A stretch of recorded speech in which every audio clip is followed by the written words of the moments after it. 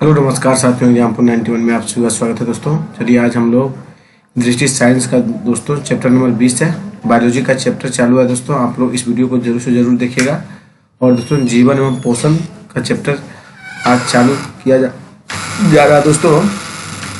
आप सभी इस वीडियो को जरूर से जरूर देखिएगा दोस्तों अपना, क्योंकि दोस्तों बिहार दरोगा, बीपीएससी और बिहार पुलिस दोस्तों इसमें दोस्तों साइंस का वेटेज बढ़ रहा है। 30 से 35 क्वेश्चन साइंस पूछा जाएगा दोस्तों, जिसमें 15 क्वेश्चन बायोलॉजी का ही रहेगा दोस्तों। इसलिए पहले बायोलॉजी को कवर कर रहे हैं, उसके बाद फिजिक्स करेंगे दोस्तों, उसके बाद केमिस्ट्री को। चलिए हम लोग स्टार्ट करते हैं। चैप्टर नंबर 20 है दोस्तों, जीवन में पोषण। आज जो हम बताने जा रहे हैं जीवन में पोषण जितना है दोस्तों, इसमें चैप्टर पूरा कंप्लीट बता दिया जाएगा दोस्तों। जितना भी है पूरा का कंप्लीट एक वीडियो आज बनाया जाएगा। आप लोग इस वीडियो को जरूर से जरूर देखिए साथियों। चलिए हम स्टार्ट करते हैं। वीडियो अच्छा लगे तो चैनल को सब्सक्राइब कीजिएगा, नहीं लगे नहीं कीजिएगा।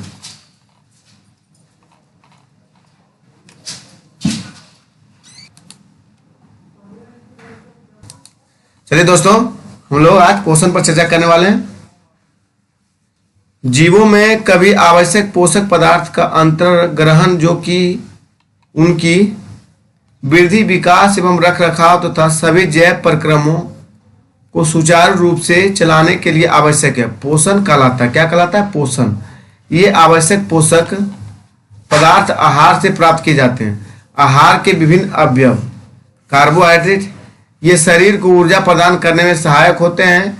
इनके मुख्य स्रोत शकरकंद, आलू, गन्ना, पपीता, तरबूज, आम, मक्का, गेहूं, चावल और बाजरा है।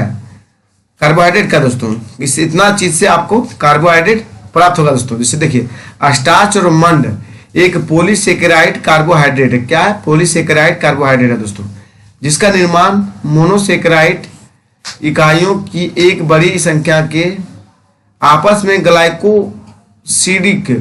ग्लाइकोसिडिक बंधों द्वारा जुड़ने के कारण होता है साथियों। स्टार्च और सेलुलोज दोनों का स्रोत वनस्पति है, दोनों बहुलक हैं तथा दोनों ग्लूकोज अणु से निर्मित होते हैं। मंड पौधे में संचित भोजन का सबसे महत्वपूर्ण भाग है, जबकि सेलुलोज पौधे की कोशिका भित्ति सेलवाल में पाया जाता है। सेलुलोज किसमें पाया जाता है दोस्तों? कोशिका भित्ति में पाया जाता है। चलिए स्टार्च में आयोडीन डालने पर उसका रंग नीला पड़ जाता है साथियों, जबकि सेलुलोज में इस घोल में रंग नहीं प्रदान होता है। सेलुलोज में क्या होता है साथियों? इस घोल में रंग नहीं प्राप्त होता है। प्रोटीन के बारे में चलिए हम लोग चर्चा करते हैं। ये बड़े जटिल और नाइट्रोजन युक्त यौगिक है जो पेप्टाइड बांड द्वारा जुड़ी अमीनो अम्ल एसिड की कई सौ छोटी इकाइयों से निर्मित होते हैं। ये मानव शरीर की समान क्रियाविधि एवं वृद्धि हेतु जरूरी होते हैं। ये शरीर के ऊतकों एवं अंगों की संरचना, क्रियाविधि तथा विनिमय हेतु आवश्यक है। इन्हें पादप या जंतु दोनों प्रकार के स्रोतों से प्राप्त किया जा सकता है। अमीनो अम्ल से भरपूर होने के कारण पशु प्रोटीन को प्रथम श्रेणी का प्रोटीन माना जाता है। पादप स्रोत मटर, सोयाबीन, राजमा, चना और मूंग है तथा जंतु स्रोत पनीर, मछली, मांस, अंडे, दूध इत्यादि। सोयाबीन तथा पशुओं से प्राप्त खाद्य पदार्थ जैसे दूध, अंडा, मछली तथा मांस में पाए जाने वाला प्रोटीन सभी अनिवार्य अमीनो अम्लों से युक्त होता है तथा इन्हें संपूर्ण प्रोटीन, कंप्लीट प्रोटीन कहते हैं। सोयाबीन एकमात्र गैर पशु प्रोटीन है जिसमें सभी अनिवार्य अम्ल पाए जाते हैं। प्रोटीन में कार्बन, हाइड्रोजन, ऑक्सीजन, नाइट्रोजन तत्व पाए जाते हैं। प्रोटीन में क्या क्या पाया जाता है साथियों? कार्बन पाया जाता है, हाइड्रोजन पाया जाता है, ऑक्सीजन पाया जाता है, नाइट्रोजन पाया जाता है। इसके अतिरिक्त इसमें गंधक, फॉस्फोरस, आयोडीन और लोह आदि के भी अंश पाए जाते हैं। चलिए नेक्स्ट पेज की ओर बढ़ते हैं साथियों हम सब।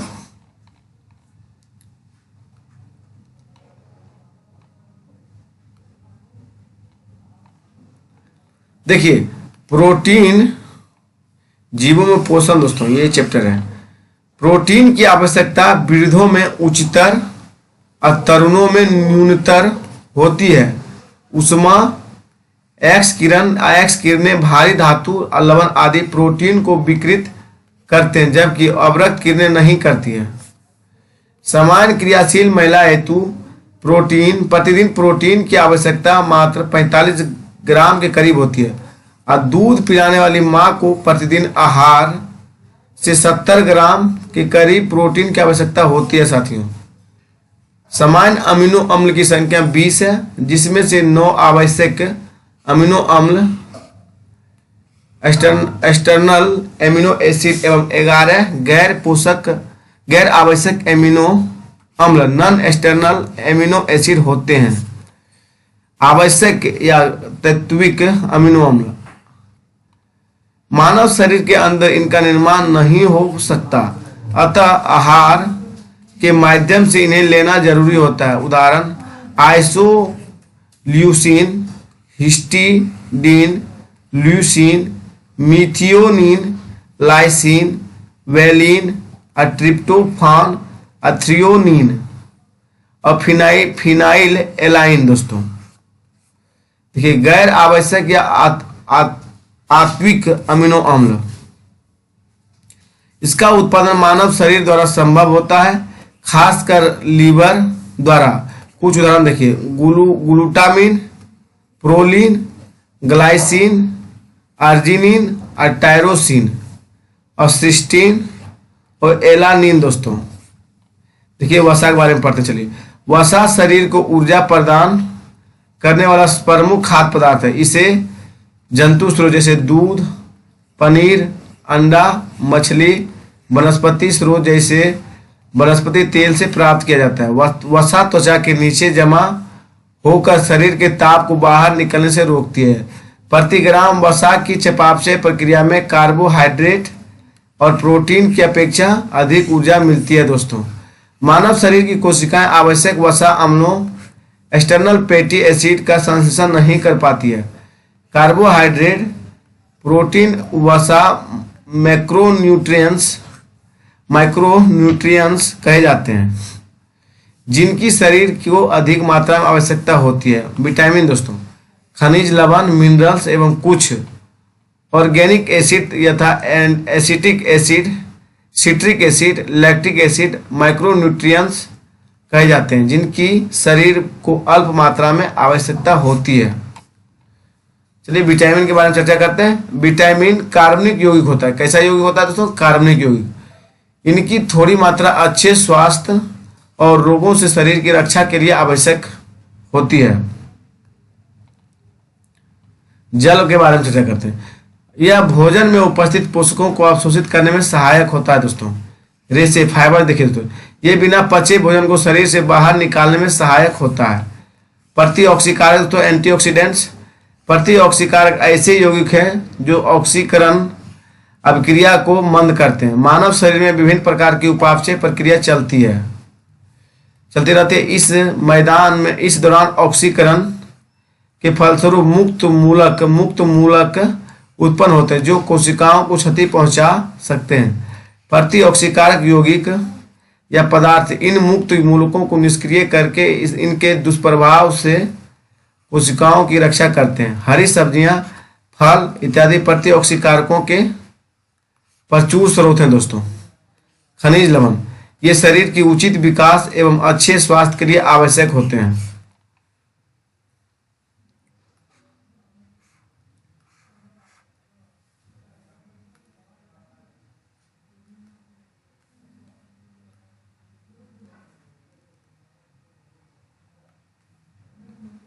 तो देखिए कैल्शियम जो है साथियों लघु खनिज। कैल्शियम का स्रोत देखिए दूध है, पनीर है, हरी सब्जियां हैं, फलियां हैं, अनाज है, अंडे हैं और मछली है। अब महत्व देखिए दोस्तों, दांतों और हड्डियों की रचना, रुधिर स्कंदन, तंत्रिकाओं एवं पेशियों के कार्य महत्व है। और कमी के प्रभाव क्या होते हैं? दांत एवं हड्डियों दुर्बल, शरीर में की वृद्धि में अवरुद्ध। दोस्तों और देखिए फास्फोरस की कमी से साथियों दूध, मांस, अनाज, अंडे, मछली में फास्फोरस स्रोत है दोस्तों, इस सबसे प्राप्त होता है। एवं महत्व क्या है, दांतों और हड्डियों की रचना, अम्ल क्षार संतुलन, एटीपी, डीएनए और आरएनए आदि का घटक। इसका कमी होने से कौन सा बीमारी होगा, दांत व हड्डियों कमजोर, शरीर की वृद्धि एवं कायिकी अवरुद्ध। दोस्तों गंधक से देखिए सल्फर इसे बोलते हैं। अंडे, मांस, पनीर, मछली, सेम, ब्रोकली, गोभी और सलजम में दोस्तों गंधक का स्रोत है। और इसके महत्व से क्या होता है, कई अमीनो अम्ल तथा कुछ हार्मोन्स एवं विटामिनों का घटक एवं प्रोटीन का संश्लेषण के लिए आवश्यक है। और कमी से कौन सा रोग होगा, प्रोटीन की कमी तथा प्रोटीन उपापचय की गड़बड़ियां। दोस्तों पोटेशियम देखिए दोस्तों मांस में पाया जाता है, दूध में पाया जाता है, अनाज में पाया जाता है, फल में पाया जाता है, हरी सब्जी में पाया जाता है। दोस्तों और इसका महत्व क्या है, अम्ल क्षार संतुलन, जल संतुलन, तंत्रिकाओं और पेशियों की कार्यकी, हृदय स्पंदन। दोस्तों और कमी के प्रभाव देखिए निम्न रक्तचाप, पेशियों की दुर्बलता, अंगघात की आशंका। दोस्तों और क्लोरीन से देखिए दोस्तों खाने वाला नमक, क्लोरीन क्या है, खाने वाला नमक। दोस्तों इसकी कमी से महत्व क्या होता है, अम्ल क्षार संतुलन, जल संतुलन। और दोस्तों कमी से क्या, कमी के प्रभाव करते हैं भूख की कमी, पेशियों की ऐंठन, थकावट। और सोडियम से देखिए दोस्तों, सोडियम से होगा खाने वाला नमक, और क्या होगा, अम्ल क्षार संतुलन, जल संतुलन और हृदय संतुलन। देखिए कमी के प्रभाव क्या है, निम्न रक्तचाप, भूख की कमी, पेशियों की ऐंठन और थकावट। दोस्तों चलिए आगे बढ़ाते हैं हम लोग। मैग्नीशियम देखिए, मैग्नीशियम से हो जाएगा साथियों दूध, साबुत अनाज, मछली, मांस, हरी सब्जियां। और दांतों एवं हड्डियों की रचना, तंत्रिका तंत्र की कार्यकी। दोस्तों इससे होगा। इसमें देखिए दोस्तों उपापचयी अभिक्रियाओं की अनियमितता से विविध तंत्रों की कार्यकी, जैसे कि तंत्रिका तंत्र का कार्यकी प्रभाव। दोस्तों चलिए साथियों अब हम लोग अल्प खनिज को देखते हैं। आयोडीन, आयोडीन की कमी से क्या था, आयोडीन देखिए किसमें पाया जाता, दूध में भी पाया जाता, अंडे में पाया जाता, समुद्री भोजन में आयोडीन युक्त नमक। महत्व क्या होता है, थायरोक्सिन हार्मोन या महत्वपूर्ण घटक। कमी से प्रभाव क्या होगा, बुद्धिमत्ता, बुद्धिहीनता, घेंगा रोग, मंद शारीरिक विकास। दोस्तों लोहा की कमी से क्या होगा दोस्तों, लोहा का स्रोत क्या क्या है, मांस है, जिगर है, मछली है, राजमा है, अंडे है, फलियां है, अनाज, हरी सब्जियां, सोयाबीन और पालक। दोस्तों लोहा का स्रोत है। अब महत्व क्या है इसका दोस्तों, हीमोग्लोबिन, मायोग्लोबिन और साइटोक्रोम, एंजाइमों का घटक, ऑक्सीजन का परिवहन। इसके कमी से क्या होगा, हीमोग्लोबिन की कमी से रुधिर क्षीणता और दुर्बलता, शरीर का सुरक्षा तंत्र दुर्बल कमी से। दोस्तों जिंक की कमी से क्या होगा, देखिए जिंक का स्रोत क्या, तो साबुत अनाज, दूध, मांस, अंडे, समुद्री भोजन। इसके किससे कमी होता है, जिंक से। दोस्तों अब महत्व क्या है, सामान्य वृद्धि, जननांगों के विकास, प्रोटीन एवं न्यूक्लिक अम्लों के संश्लेषण, घावों को भरने, प्रतिरोधी क्षमता का विकास। और साथियों कमी के प्रभाव क्या है, अवरुद्ध वृद्धि, खुरदरी त्वचा, जनन क्षमता का क्षय, भूख की कमी, दुर्बल सुरक्षा तंत्र। तांबा देखिए दोस्तों मांस, मेवे, फलियां, हरी सब्जियां, समुद्री भोजन, अंडे और मछली और बीज। इससे क्या हुआ दोस्तों, ये स्रोत है तांबा का। पोस्ता एवं सूरजमुखी भी इसमें तांबा का स्रोत है। दोस्तों देखिए और इसका महत्व होता है cytochrome oxidase enzyme, cytochrome oxidase enzyme का संघटक, और लोहे उपापचय, संयोजी ऊतकों और रुधिर वाहिनियों का विकास, त्वचा में मेलानिन पिगमेंट का निर्माण। और दोस्तों कमी के प्रभाव से क्या होता है,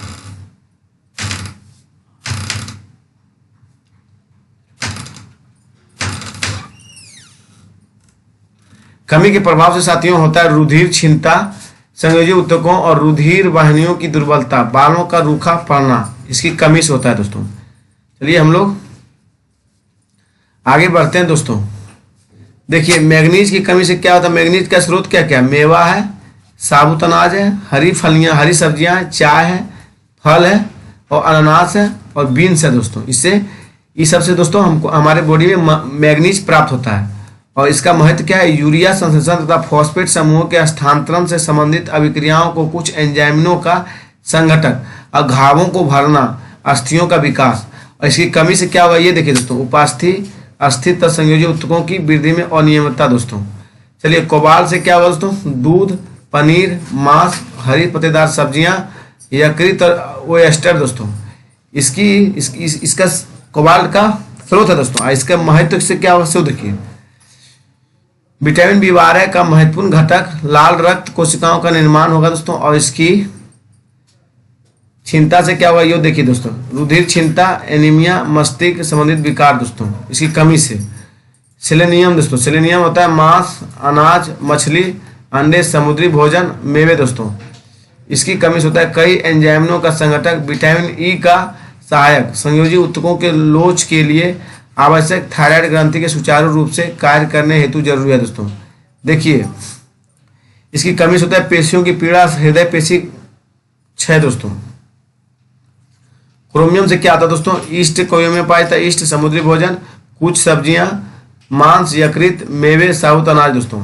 और देखिए इसकी महत्व क्या है? ग्लूकोज तापचयी उपापचय में महत्वपूर्ण, इंसुलिन के सामान्य कार्य हेतु जरूरी दोस्तों। इसकी कमी से क्या होता है? ग्लूकोज उपापचय तथा ऊर्जा उत्पादन की गड़बड़ियां होता है दोस्तों क्रोमियम की कमी से। मोलिब्डेनम की कमी से क्या होता है दोस्तों?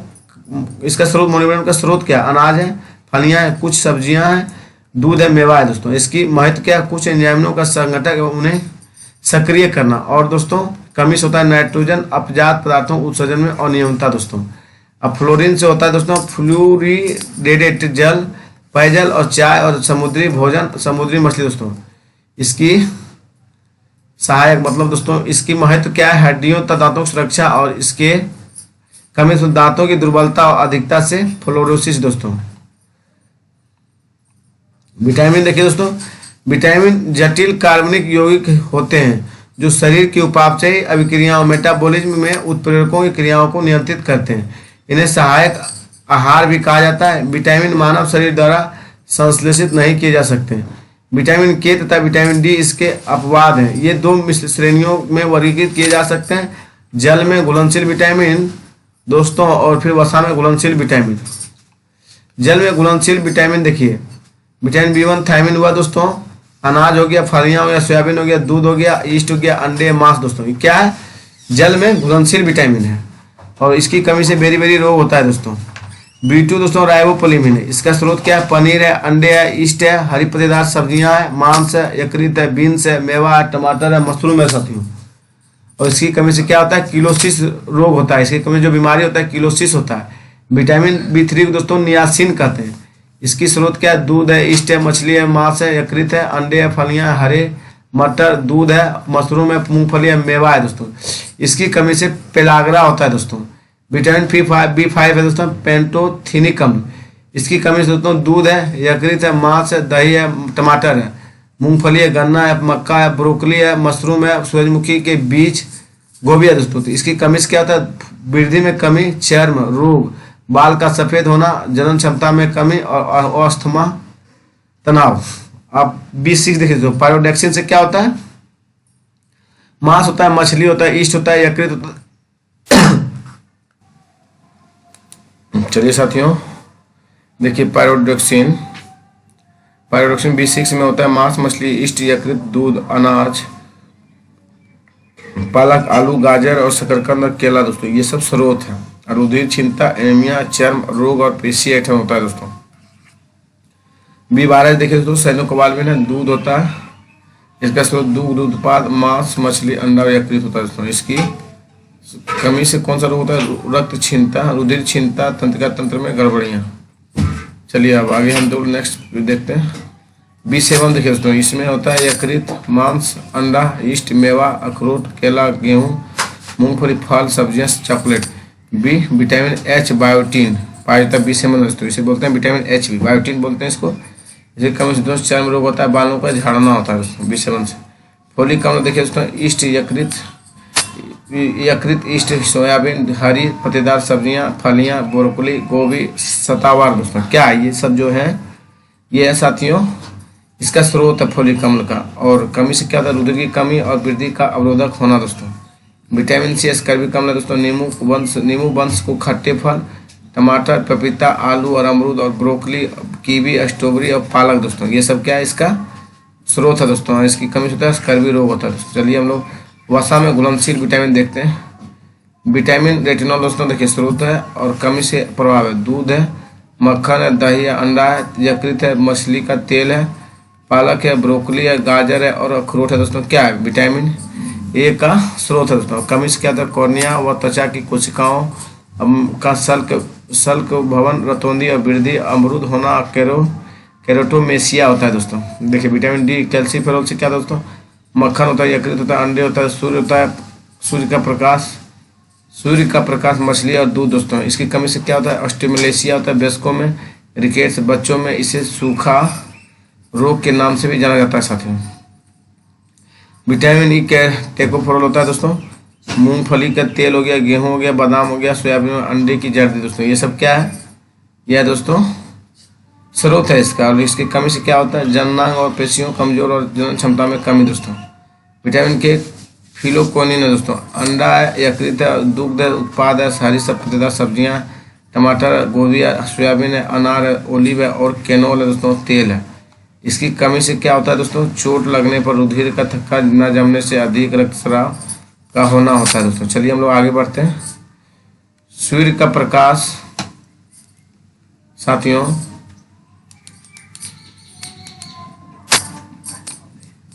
सूर्य के प्रकाश में त्वचा में उपस्थित इर्गेस्टिरोल को विटामिन डी में परिवर्तित कर देता है साथियों। आंत के जीवाणु भी विटामिन बी12 का संश्लेषण होता है। आंत के कुछ जीवाणु को विटामिन के का भी संश्लेषण करते हैं। जीवधारियों में पोषण की भिन्न भिन्न विधियां पाई जाती है। खाद्य प्राप्ति के आधार पर जीवधारियों को दो समूहों में बांटा जाता है, स्वपोषी और परपोषी और विषमपोषी दोस्तों। स्वपोषी देखिए, केवल पादप ही अपने परिवेश में उपस्थित जल और कार्बन और डाइऑक्साइड एवं खनिज से अपना भोजन बनाते हैं। पोषण की वह विधि जिसमें जीव अपना भोजन स्वयं संश्लेषित करते हैं स्वपोषण कहलाता है। तो ऐसे जीव जो स्वपोषी कहलाते हैं उसे क्या कहते हैं? स्वपोषी दोस्तों। परपोषी विषमपोषी, मानव सहित अन्य प्राणी अपना भोजन पौधों तथा अन्य जीवों से प्राप्त करते हैं, उन्हें विषमपोषी कहते हैं दोस्तों। स्वपोषी देखिए, स्वपोषी दो प्रकार के होते हैं, प्रकाश संश्लेषण एवं रसायन संश्लेषी। प्रकाश संश्लेषण दोस्तों, इस विधि में पौधे को प्रकाश संश्लेषण क्रिया CO2 के अतिरिक्त जल एवं कुछ अकार्बनिक पदार्थ की आवश्यकता होती है दोस्तों। रसायन संश्लेषी दोस्तों देखिए, यदि स्वपोषी अपना भोजन रासायनिक ऊर्जा का प्रयोग करके तैयार करते हैं तो उसे रसायन संश्लेषी कहते हैं दोस्तों। विषमपोषी और परपोषी देखिए दोस्तों, इस तरह के पोषण से दूसरे जीवों पर संश्लेषित खाद्य का प्रयोग भोजन के रूप में किया जाता है, उसे हम विषम पोषी कहते हैं। परजीवी देखिए दोस्तों, ऐसे जीव जो किसी अन्य जीव जिसमें मेजबान जीव कहते हैं पर अपने पोषण के लिए निर्भर रहते हैं। मृतोपजीवी दोस्तों, जिसमें जीव किसी मृत या विघटित जैविक पदार्थों से पोषक तत्व प्राप्त करते हैं, जैसे कवक, राइजोपस, एल्गेरिक दोस्तों। एक परजीवी पर दूसरे परजीवी के आश्रित रहने पर उपरजीविता हाइपर प्रेस्टिसिज्म कहते हैं दोस्तों। देखिए कीटभक्षी पादप, ये पादप कीटों का भक्षण करते हैं। इनकी पत्तियां छड़ीनुमा आकृति से बनी होती है जिसमें अनेक रोम होते हैं। जब कीट इन रोमों में फंस जाता है तो घड़े में उपस्थित पाचक रस द्वारा इनका पाचन होता है। जैसे उदाहरण वीनस फ्लाई ट्रैप और संडीयू दोस्तों। सहजीवी पादप, ये दो विभिन्न प्रजातियों के पादपों के बीच नजदीकी संबंध को सहजीविता है तथा ऐसे पादपों को सहजीवी पादप कहते हैं। जैसे लाइकेन सहजीवी संबंध का उदाहरण है। कवक शैवाल को आवास, जल एवं पोषक तत्व प्रदान करते हैं तथा शैवाल प्रकाश संश्लेषण द्वारा संश्लेषित खाद्य कवकों को प्रदान करते हैं। जैसे देखिए दोस्तों, हम लोग बढ़ते हैं आगे की ओर।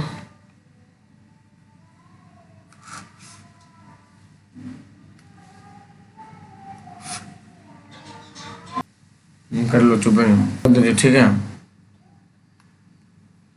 कुछ महत्वपूर्ण तथ्य, जब कैलोरी फ्री आहार होता है, इसलिए एक गिलास पानी पीने से मिलने वाली कैलोरी की मात्रा शून्य होती है।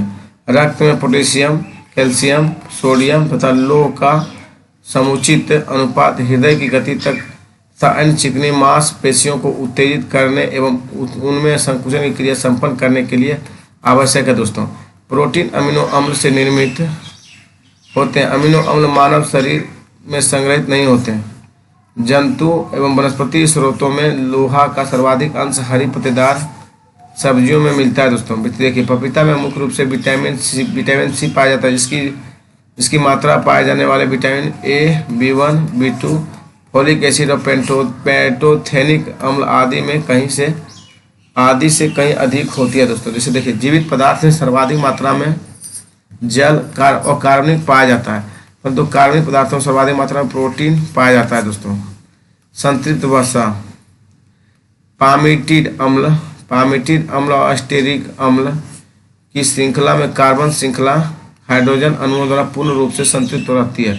हाइड्रोजन द्वारा संतृप्त रहने के कारण उन्हें संतृप्त वसा कहते हैं दोस्तों। देखिए दूसरे शब्दों में कहा जा सकता है ये वैसी वसा ट्राइग्लिसराइड जिसमें पामिटिड और स्टीरियोइक अम्ल पाए जाते हैं संतृप्त वसा कहलाती है। जो वसा संतृप्त फैटी अम्ल से निर्मित होती है वे कमरे के तापमान पर ठोस होती है दोस्तों। और संतृप्त वसा दोस्तों अनस्टैंडर्ड फैट्स ओलक अम्ल ओलिक एसिड जो एक फैटी एसिड है, जो एक क्या है फैटी एसिड है, इसकी कार्बन श्रृंखला संतृप्त नहीं होती है। इसका कारण यह है कि इसमें कार्बन के दो अणु दोहरे बंध डबल बॉन्ड द्वारा जुड़े रहते हैं एवं दो हाइड्रोजन अनुपस्थित होते हैं, इसलिए यह फैटी एसिड और संतृप्त वसा कहलाता है। आलोक अम्ल ओलक अम्ल की मात्रा बढ़ने के साथ साथ कमरे के तापमान पर वसा में द्रव होने की विशेषता बढ़ती जाती है। यही कारण है कि तेल के नाम से भी इसे जाना जाता है। अधिकांश जंतु वसाएं संतृप्त जबकि पादप वसाएं असंतृप्त होती है। जंतु वसाएं संतृप्त जबकि पादप वसाएं असंतृप्त होती है। असंतृप्त वसाएं संतृप्त वसाओं की तुलना में अधिक अभिक्रियाशील होती है। वनस्पति घी को वनस्पति तेल में हाइड्रोजन को अलग से मिलाकर तैयार किया जाता है। इसे ठोस बनाने के लिए हाइड्रोजनीकृत किया जाता है। इस हाइड्रोजनीकृत के कारण ट्रांस फैटी एसिड की मात्रा में वृद्धि होती है साथियों। चलिए हम लोग आगे बढ़ते हैं दोस्तों। चलिए अब हम लोग क्वेश्चन चलिए साथियों जीवन में पोषण का ऑब्जेक्टिव देखते हैं हम लोग। दूध में किसका स्रोत है दोस्तों?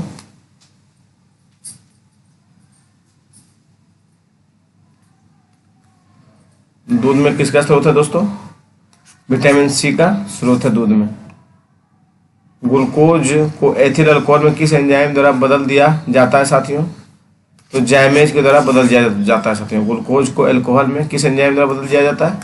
जाइमेज के द्वारा साथियों। विटामिन जो रक्त के थक्का बनने में प्रभावित होता है कौन होता है दोस्तों? विटामिन के होता है दोस्तों। ट्राइग्लिसराइड क्या है दोस्तों? वसा है। ट्राइग्लिसराइड क्या है दोस्तों? वसा है। चलिए आज देखिए निम्नलिखित में से कौन सा मुख्य कार्बोहाइड्रेट है? चावल क्या दोस्तों? मुख्य कार्बोहाइड्रेट है। कौन सा सही सुमेलित नहीं है दोस्तों? तो देखिए आपका इसमें विटामिन B1 दोस्तों ये होता है थायमिन होता है दोस्तों। संतरा ये दोस्तों विटामिन सी का स्रोत होता है। विटामिन ई कॉड एक तेल ये सही है दोस्तों। विटामिन ई गेहूं अंकुर तेल ये भी सही है दोस्तों। विटामिन के फिलोकोलमिन होता है दोस्तों। अल्फा फाना होता है। फिलोक्विनोन होता है दोस्तों। चलिए आगे हम लोग बढ़ते हैं साथियों। क्वेश्चन नंबर 7 देखने में किस विटामिन को आर्गी कैल्सीफेरॉल कहते हैं दोस्तों? D2 को आर्गी कैल्सीफेरॉल कहते हैं दोस्तों। इंसुलिन क्या है दोस्तों? इंसुलिन प्रोटीन है। इंसुलिन क्या है? प्रोटीन है दोस्तों। चलिए हम लोग आगे बढ़ते हैं।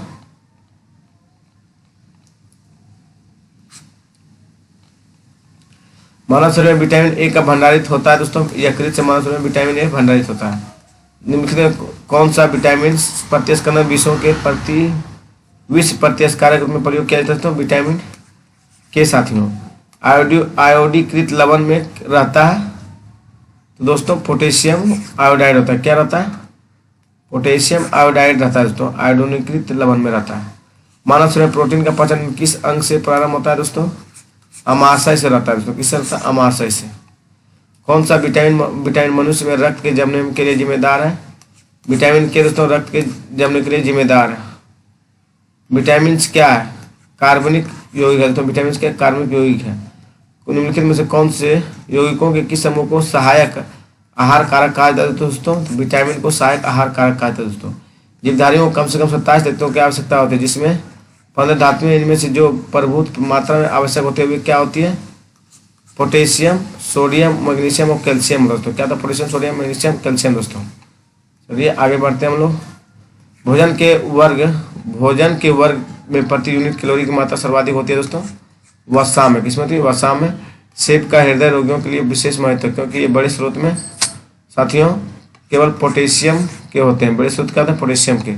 आहार में नियमित रूप से ताजे फल और सब्जियां ग्रहण करना वांछनीय है क्योंकि ये ऑक्सीकारक रोधी एंटीऑक्सीडेंट तत्वों के अच्छे स्रोत होते हैं। ऑक्सीजन रोधी तत्व व्यक्ति के स्वस्थ बने रहने दीर्घायु होने की किस प्रकार सहायक सिद्धि होता है दोस्तों?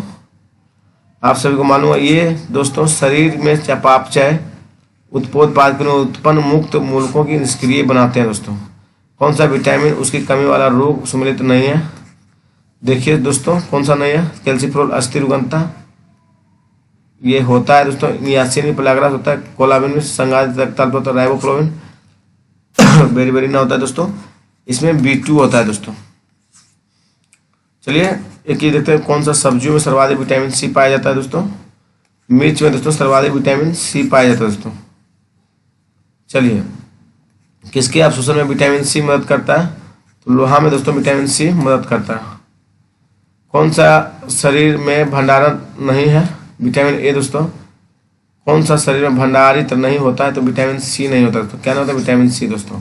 रक्त का थक्का बनने के लिए किस विटामिन की आवश्यकता होती है? तो विटामिन के का दोस्तों, इसे फेलोक्विनोन कहते हैं दोस्तों।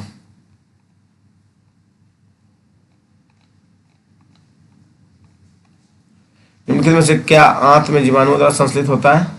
तो विटामिन के नहीं होता है, संश्लेषित होता है दोस्तों। विटामिन B12 भी संश्लेषित होता है दोस्तों, दोनों है दोस्तों। निम्नलिखित में कौन सा विटामिन ए का प्रचुरतम स्रोत है? तो आम जो है सो विटामिन ए का प्रचुरतम स्रोत है। विटामिन ई का महत्वपूर्ण स्रोत निम्नलिखित में क्या है दोस्तों?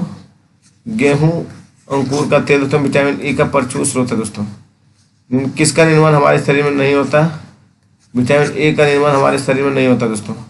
निम्नलिखित विटामिन में से कौन सा किसी स्वप्न को पर्याप्त अवधि तक याद रखने में सहायक होता है? तो विटामिन 6 दोस्तों स्वप्न को याद रखने में सहायक होता है दोस्तों।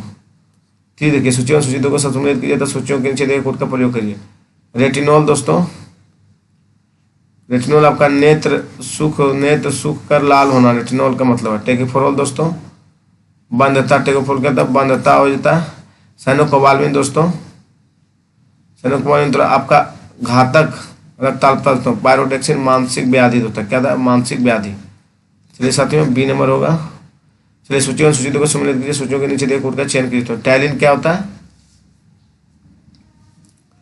चलिए पहले देखते हैं दोस्तों टैलिन क्या होता है। टैलिन आपका ए नंबर दोस्तों, टैलिन आपका स्टार्च को पचाता है। अब पेप्सिन दोस्तों प्रोटीन को पचाता है। पेप्सिन क्या करता है? बी का ए होगा दोस्तों, बी का 3 है दोस्तों। पेप्सिन क्या करता है? प्रोटीन को पचाता है। और रेनिन दोस्तों रक्त में एंजियोटेंसिनोजेन को एंजियोटिस में बदलता है। ऑक्सीटोसिन दोस्तों, ऑक्सीटोसिन क्या है दोस्तों? ऑक्सीटोसिन मिर्शन पेशियां स्मूथ मसल्स में सिकुड़न प्रेरित करता है दोस्तों। चलिए आगे हम लोग बढ़ते हैं। सूची तक सम्मिलित किया, सूचियों के साथ नीचे का प्रयोग करें दोस्तों। विटामिन क्या होता है दोस्तों? दो देखिए, विटामिन आपका क्रियोटिन होता है। फिर दोस्तों एंजाइम आपका पेप्सिन होता है। ठीक है। हार्मोन्स क्या होता है दोस्तों? हार्मोन्स आपका टेस्टोस्टेरोन प्रोजेस्टेरोन होता है दोस्तों। अब प्रोटीन आपका क्रियोटिन होता है दोस्तों। प्रोटीन की अधिकतम मात्रा पाई जाती है दोस्तों सोयाबीन में। किसमें पाई जाती है? सोयाबीन में दोस्तों। कौन सा प्रोटीन का सबसे अच्छा स्रोत है दोस्तों? तो मूंगफली प्रोटीन का सबसे अच्छा स्रोत है। मानव के बाल एवं नख में निम्नलिखित में कौन सा प्रोटीन विधान है दोस्तों? तो क्रियोटिन है दोस्तों। कौन है? क्रियोटिन। प्रोटीन की प्रचुरता वाले खाद्य पदार्थों में उपस्थित एमिनो अम्ल टायरोसिन के बारे में निम्नलिखित कथनों में कौन सा कथन सही नहीं है दोस्तों? तो दोस्तों आप सभी को मालूम होगा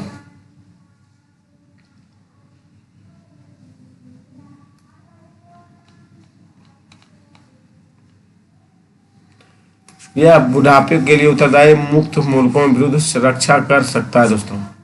गेहूं में रोटी बनाने के लिए गुणों को प्रभावित करता है दोस्तों ग्लूटीन दोस्तों। गेहूं में रोटी बनाने के गुणों की प्रभावित करने वाला पदार्थ कहता है ग्लूटीन दोस्तों। किस फल में लोहा प्रचुर मात्रा में पाया जाता है दोस्तों? करौंदा में लोहा प्रचुर मात्रा में पाया जाता है दोस्तों। किसमें? करौंदा में। बासमती चावल के दाने पकाने पर लंबे हो जाते हैं क्योंकि उसमें बाहुल्य है दोस्तों। तो एमाइलेज है। क्या? एमाइलेज का है दोस्तों। भैंस के दूध में औसत वसा की मात्रा कितना होता है दोस्तों? 7.2% तो भैंस के दूध में वसा की मात्रा होती है। कौन सा जैव रूपांतरण मानव शरीर का अधिकतम ऊर्जा प्रदान करता है दोस्तों? ATP एटीपी और एडीपी दोस्तों मानव शरीर में अधिकतम ऊर्जा प्रदान करता है। चलिए साथियों हम लोग आगे बढ़ते हैं। निम्न में से कौन सा विटामिन ए का प्राकृतिक स्रोत नहीं है दोस्तों? तो दूध दोस्तों प्राकृतिक स्रोत नहीं है। अल्फा कैरोटीन एक प्रोटीन है दोस्तों, त्वचा में उपस्थित होता है अल्फा कैरोटीन दोस्तों। धन्यवाद दोस्तों, वीडियो को यहाँ स्टॉप करते हैं। वीडियो आप सभी भाई बहनों को अच्छा लगे दोस्तों, प्लीज चैनल को सब्सक्राइब कीजिए। धन्यवाद दोस्तों।